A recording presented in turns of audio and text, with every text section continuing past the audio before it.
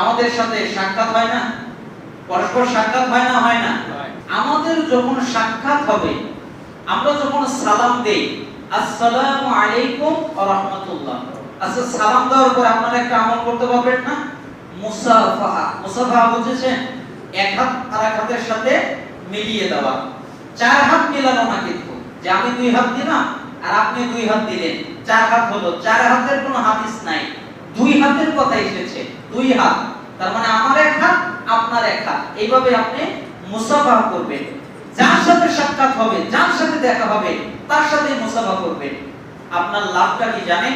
রাসূল সাল্লাল্লাহু আলাইহি ওয়াসাল্লাম বলছেন, মা মিন মুসলিমাইনি ইয়ালতাকিয়ান, দুইজন মুসলমান যখন পরস্পর মিলিত হয়ে ফায়াতাসাফাহান, মুসাফা করে, ইল্লা গুফিরা লাহুমা, তখন তাদের ক্বাবলা আইয়াফতারিকা, দুইজন বিচ্ছিন্ন হওয়ার আগেই তাদের গুনাহ আল্লাহ ক্ষমা করে।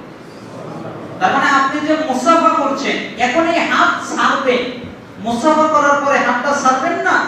আল্লাহ সুবহানাহু ওয়া তাআলা এত সিস্টেম রেখেছেন, মুসাফা করার পরে হাত ছাড়ার আগে গুনাহ নাই, আপনার গুনাহ রিমুভ, যত গুনাহ আছে আল্লাহ সুবহানাহু ওয়া তাআলা ক্ষমা করে দিবেন। কি করলে?